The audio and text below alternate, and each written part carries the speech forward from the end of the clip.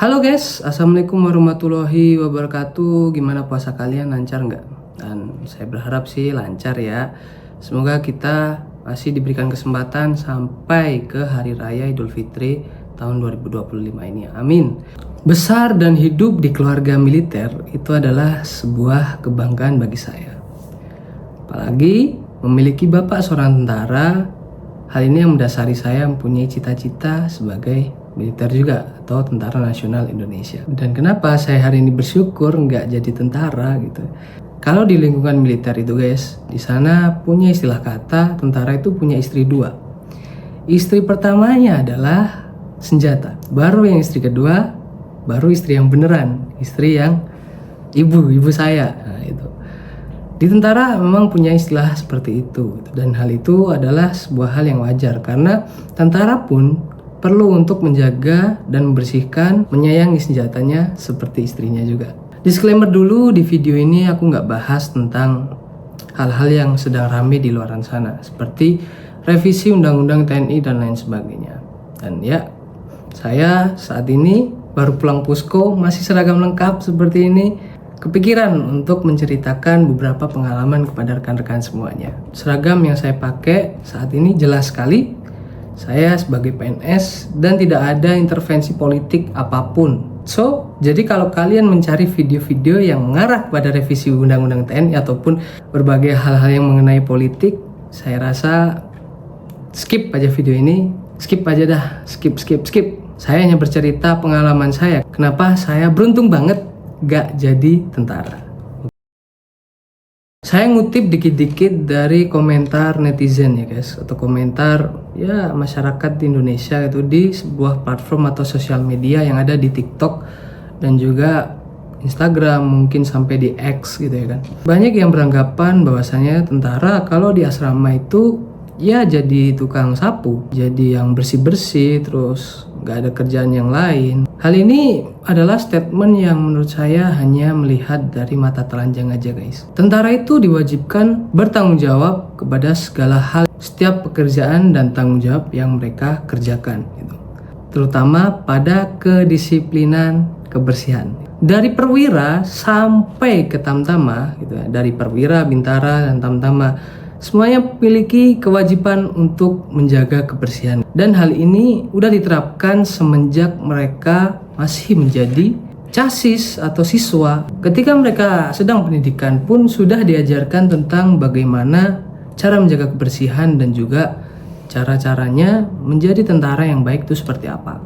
Perwira, bintara, sampai tamtama pun kebersihannya nggak kaleng-kaleng, sangat bersih sekali. Bahkan seragam pun gitu, dari atas sampai bawah, dari baret sampai baju, lingkisannya ada di lengan sampai ke sepatu, itu semuanya ada filosofinya sendiri guys.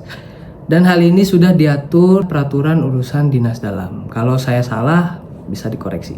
Sikap baik seperti ini itu tercerminkan dari bapak saya sehingga saya memiliki motivasi besar gitu. Bagaimana sih caranya menjadi tentara? Sehingga saya punya cita-cita seperti bapak juga, yaitu menjadi Tentara Nasional Indonesia. Nah, pertanyaannya, apakah saya pernah ngerasain seperti tentara ya? Seperti tentara atau bukan sebagai tentara? Nah, pada tahun 2018 saya lulus dari SMA. Dan kebetulan SMA itu adalah lulusan IPA, sehingga saya bisa mendaftar kemanapun yang saya mau. Ya, di SMA Negeri 1 Singosari. Begitu saya lulus, saya langsung daftar sebagai calon bintara Angkatan Laut.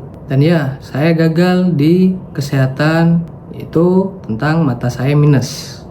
Lalu lanjut lagi, saya tidak stop. Saya langsung daftar lagi ke IPDN atau Institut Pemerintahan Dalam Negeri. Di Institut Pemerintahan Dalam Negeri saya gagal di Panda Kesehatan, yaitu varises guys. Lalu saya stop 2018, saya nggak jadi apa-apa, jadi manusia biasa.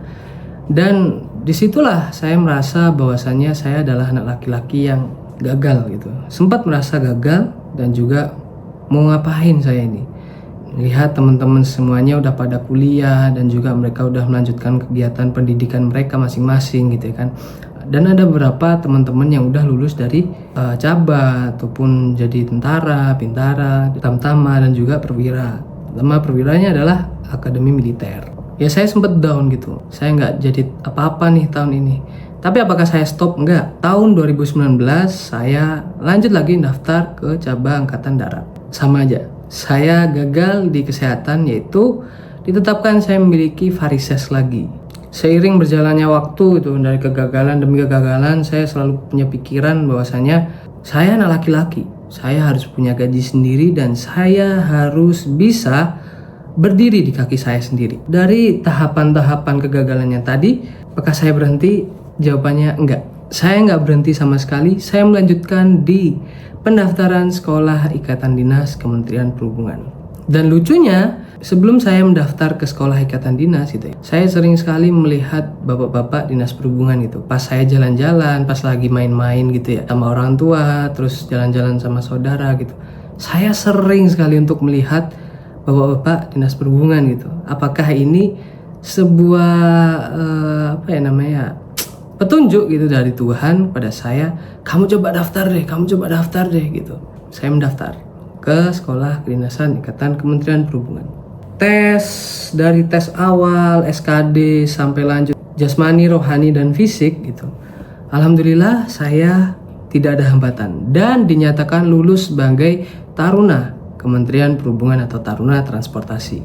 Dan ini adalah suatu hal keajaiban atau penuh dengan rasa syukur sekali. Seakan-akan keajaiban yang turun pada saya gitu ya. Ternyata Tuhan berikan kepercayaan kepada saya untuk mengabdi kepada negara tanpa menjadi seorang tentara nasional Indonesia. Nah, pertanyaannya, apakah saya pernah merasakan kehidupan seperti tentara?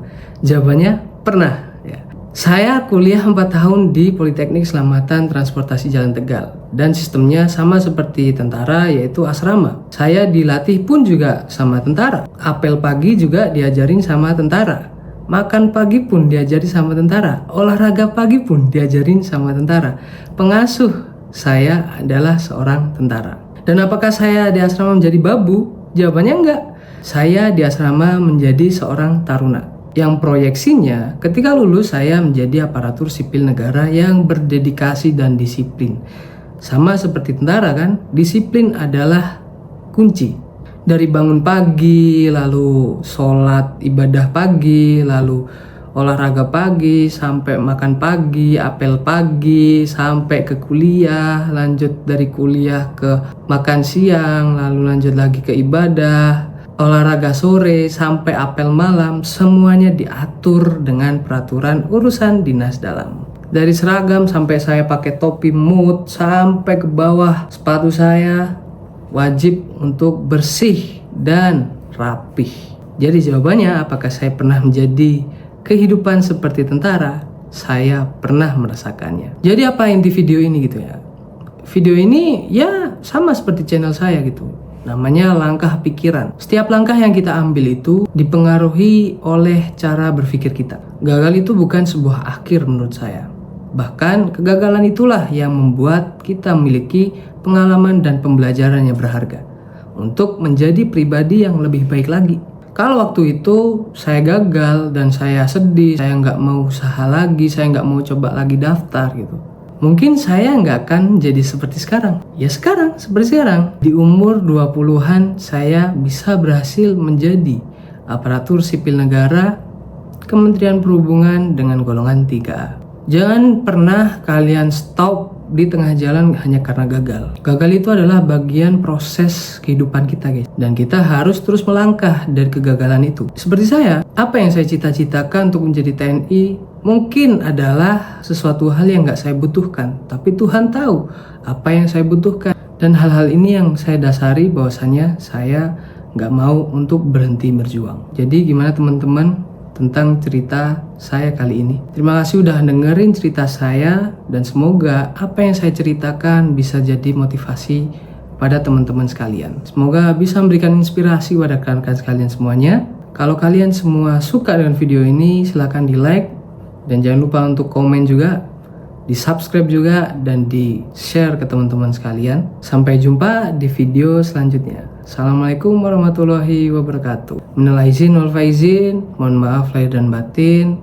Selamat Hari Raya Idul Fitri tahun 2025.